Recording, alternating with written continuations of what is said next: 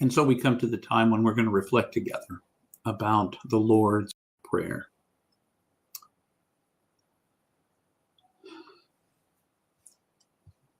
I want to lay some groundwork for us to talk about it. Jesus in the first century would have used the common language to do all of his teaching and preaching. It may have been the only language in which he was truly conversant. The Romans would have used Latin. He would not have been likely a speaker of Latin. Greek was a language that was even more common than Latin was across the Mediterranean. But we suspect Jesus did not use anything beyond a sort of rudimentary Greek, if any at all, that he would have used when he was getting a job or something like that. The common tongue, the common language of the time of Jesus was the language of Aramaic, which is a language that fits among a family of languages called the Semitic languages. Hebrew is one of those languages. It's perhaps older than Aramaic. Arabic is one of those languages, and they share some common roots and ancestors, tribes that spoke those languages, and those languages kind of share some other kinds of the rules of the road together. They have some of the same sounds. They have very similar alphabets, and as such, they communicated very similarly among those three languages and other Semitic languages. They all built their language on basic roots. There were some core roots to every word, and those words would become meaningful depending upon what endings, what attachments they put on those words. I'm not going to do this every time we talk about it, but before we begin talking about the Lord's Prayer from an Aramaic perspective, I thought it was helpful to understand a little bit about the language Jesus would have spoken. You need to also understand something about the Lord's Prayer as we know it. Today, we're going to talk about our Father in heaven, or our Father which art in heaven, or who art in heaven. Those are translations. Jesus did not speak English.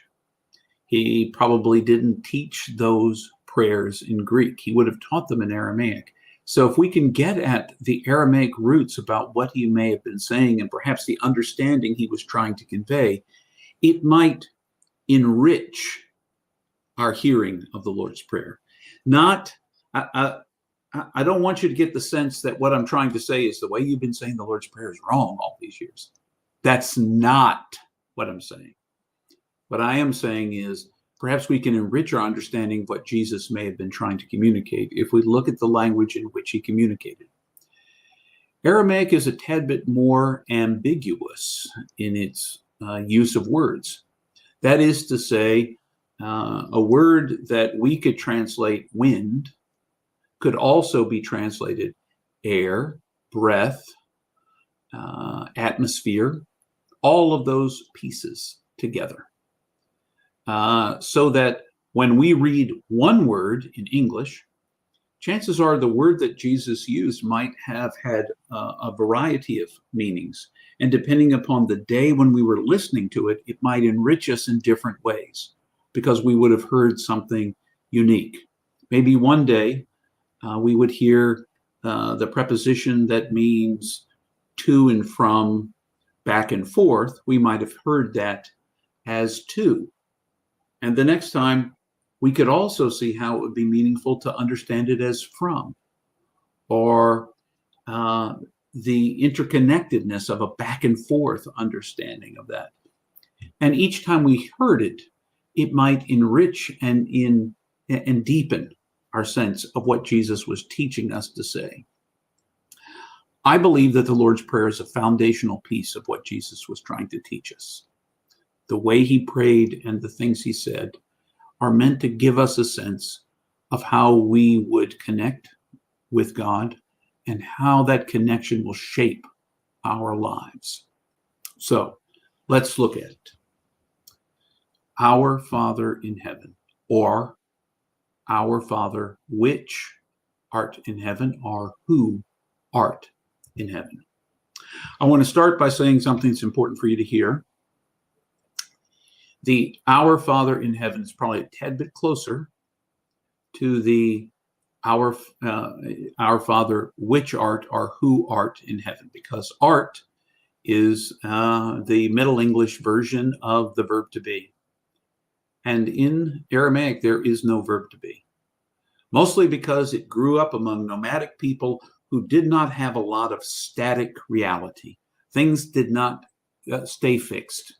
You were constantly moving from place to place, setting up, taking down your tents, watching after the flocks that traveled with you, etc.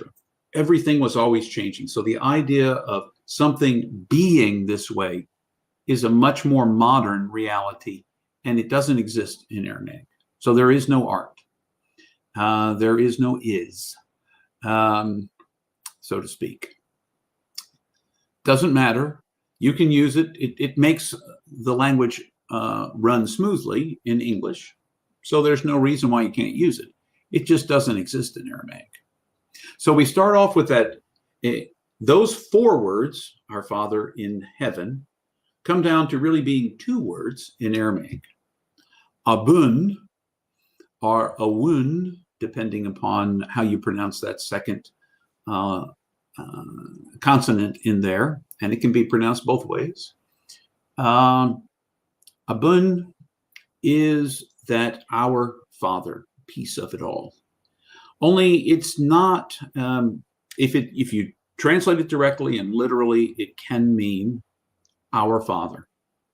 But if you're looking at it from the perspective of a first century Aramaic person, it's more about a process and less about the noun of a particular person or being that is a father in the traditional sense. It is the one who originates the creative process, but not only originates the creative process, but is an ongoing part of the creative process.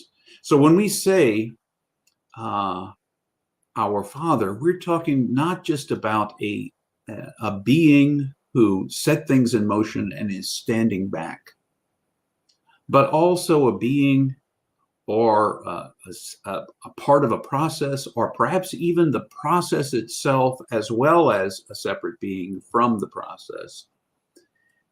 We are talking about one who is in this with us, the one who is the origin, but is also a part of the ongoing creative process we participate in individually, as well as the larger scope of things. So that's the first word, Abun. Second word, Daba Shmaya, is one word, and it encapsulates the rest of the words of the text.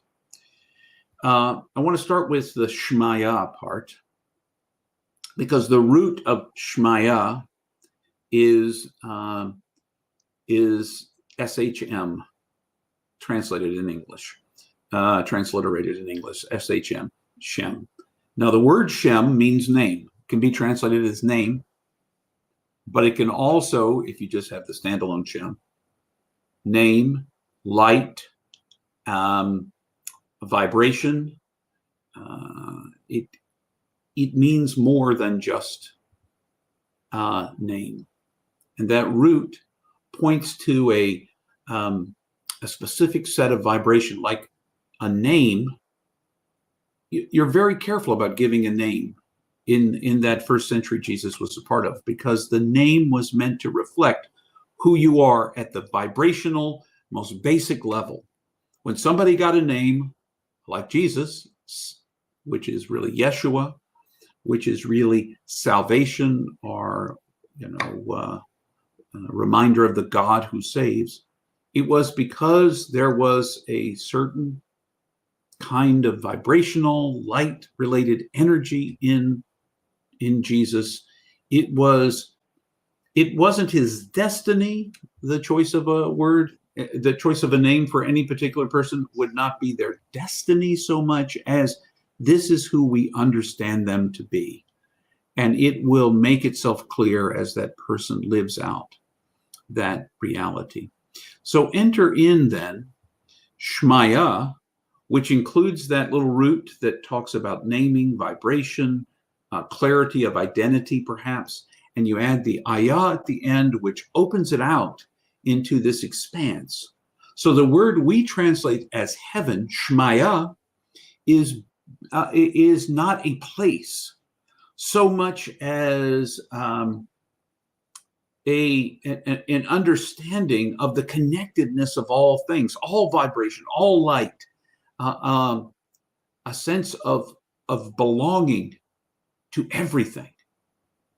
So add to that then the de and ba that comes at the beginning of Shmaya, which are each individual consonants but become the prepositions at the beginning. De is back and forth, to and from. Ba is in, within, with, along with, among. So it can mean any of those things. So we begin by talking about this creator who is also an ongoing part of the process of creation as being in, as being toward the connection of all things and from the connection of all things. Not limited by that, but toward, back and forth from all things to the individual. Back and forth, that sense of movement. That is within, among, in, within this sense of connection in all places, this Shemaya. So we might hear this phrase as, O one who gives birth to all, O Father, birther, who is in all things and among all things, who moves back and forth from the unitive whole to the individual pieces. We hear that movement. So the reason why it matters and why I decided to take this on when I'm thinking about the Aramaic is because this has enriched my sense of connection. Instead of a static set of words I say to God, and there's nothing wrong with a static set of words. I'm not saying it's wrong, but instead of only being a static set of words, it's a both and. It's an expansive invitation, a recognition. It sets the scene for the rest of the prayer as I look at the one who both was the origin and continues to originate, continues to bring about new things, the creative process of which we're all participating. As I look at that, the one who is in all, within all, and other than the all, the Shmaya. And I begin to think, what does this heaven, this word we've translated as heaven, begin to mean for me? The one who is a part of all the processes and a part of me, and yet not me, and not the process, and not the made things, other than and yet in those pieces, within all the pieces of everything, in the wholeness of the universe, in relationship and connection. I'm invited to be connected to this one who is connected to everything, who is the origin of everything, is other and separate from everything, but is also part of the becoming. That excites me. That excites me. Not that the Our Father in heaven or Our Father who art in heaven doesn't. It just simply maybe helps me enrich my understanding of what Jesus may have been inviting us to. So if it enriches things for you, great. If it doesn't enrich things for you, you can do what you do to anything that comes your way that does not fit with what you need in this moment, and that is you may let it go. You may let it go. And so, my friends, how can you practice this?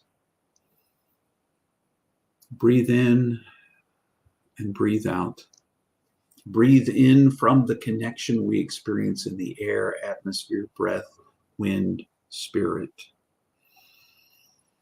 into your sort of oneness, into your separateness, your sense of separateness, recognizing, though, as you breathe back out, that you are connected to it all, and that even in this moment, you are being created, and what you are doing is co-creating with the one who is creativity itself, and not limited by that as well. So as you go from this place, wherever this place is for you right now, go out into a world that is connected. Go out into a world where everything you see is part and originates from the one source. Breathe in and out, knowing you're a part of it all. As chaotic as it may seem, and as broken as it may seem at sometimes, know that there is a connection overall that we can see in this one. Abun Daba Shmaya. And now may God's grace and peace go with each of you as you leave this place. Go and be God's people, connected to all, reflecting the individual gift you bring as a part of all that God's doing. And until the next time, I wish you God's grace.